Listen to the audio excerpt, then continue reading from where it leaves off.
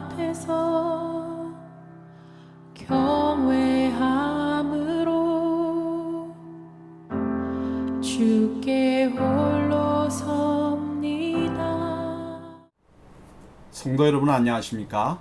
8월 16일 화요일 묵상과 기도의 시간을 시작하겠습니다.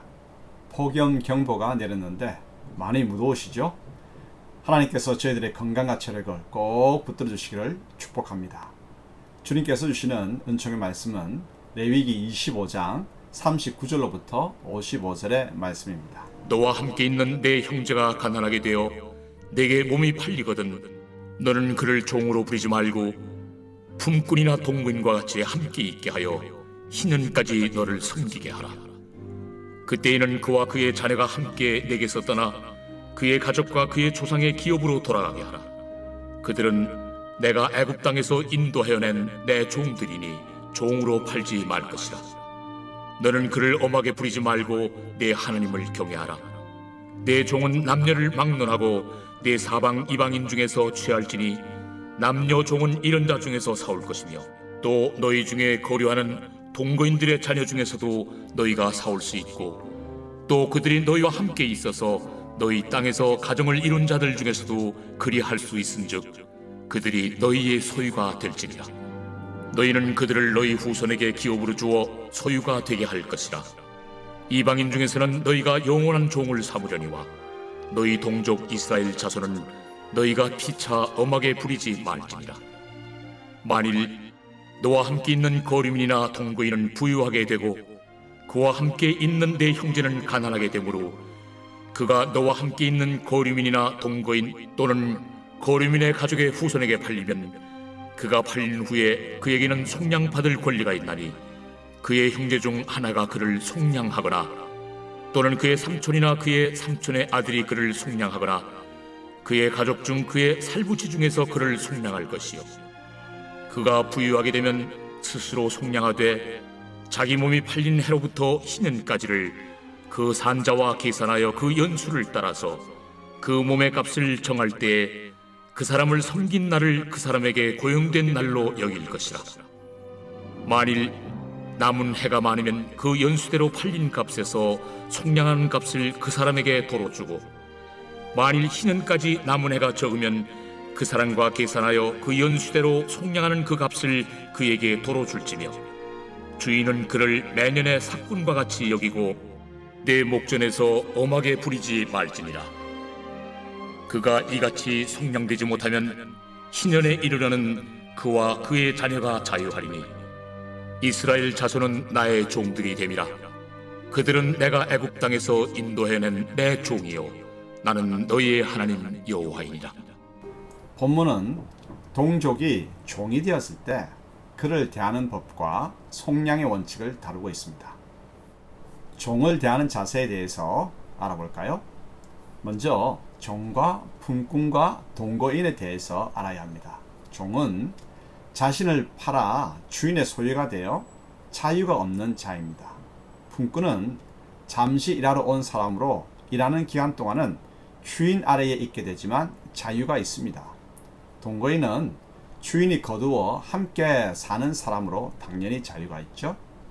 이스라엘은 동족주 가나안 이가 어쩔 수 없이 자신을 종으로 맡겨올 때 어떻게 대해야 할까요? 그에게 값을 주고 종으로 받아주어야 합니다. 그래야 경제적 문제가 해결되죠. 하지만 당시 종을 엄히 부리는 것처럼 해서는 안 됩니다. 품꾼이나 동거인처럼 여겨야 하죠. 이처럼 관대하게 대해야 하는 까닭은 이스라엘이 하나님의 은혜에 의해 애굽의 종에서 자유인이 되었기 때문입니다. 따지고 보면 이스라엘 모든 사람은 하나님의 종입니다. 그런데 하나님은 이스라엘을 종처럼 대하지 않고 자유인같이 대하시죠. 따라서 이스라엘도 당연히 종이 된 동족을 품꾼이나 동거인처럼 간대하게 대해야 합니다. 당시 가나안 문화가 종을 엄히 대하고 잔인하게 짓밟는 행동을 용인하더라도 이스라엘은 구별되어야 하죠. 구별이 거룩함이며 거룩하신 하나님은 우리에게 거룩함을 요청하십니다. 그러므로 종을 자유인처럼 관대히 대함으로 거룩함을 나타내어야 합니다. 그 당시와 지금의 환경의 차이가 많이 나지만 이 교훈을 삶에 정의해 보십시다. 혹 동료나 하급자나 직원들을 내 가족처럼 여기지 않고 함부로 대하지 않나요? 두 번째로 종의 속량에 대해서 알아볼까요?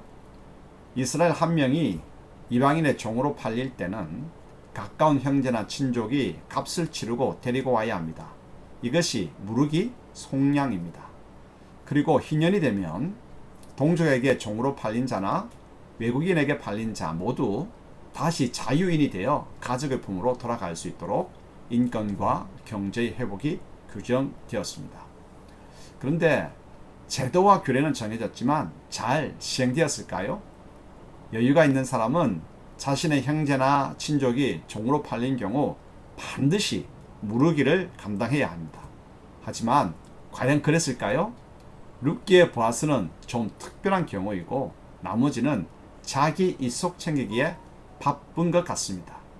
어려움에 빠진 사람을 가장 사랑하는 사람은 무르기, 속량을 실제로 감당한 사람이죠. 사회와 가족, 친족이 사랑의 공동체라면 무르기는 너무나 자연스러운 모습입니다. 하나님께서는 이 모습을 원하시죠. 나는 관계 맺고 있는 사람들에게 사랑의 책임을 어떤 모습으로 다하고 있나요? 함께 기도하겠습니다. 하나님 아버지, 하나님을 대할 때뿐만 아니라 사람을 마주할 때도 여전히 거룩함을 잃지 않기를 원합니다. 어려움에 빠진 상대를 향하여 인간 본래의 가치를 존중하며 거룩함을 나타낼 때 세상은 저희의 모습을 통해 거룩하신 하나님을 배울 것입니다. 저희 삶이 현실에와 구별되어 살아갈 수 있도록 성령님 도와주시옵소서. 예수님의 이름으로 기도합니다. 아멘. 말씀 앞에서 경외함으로 주께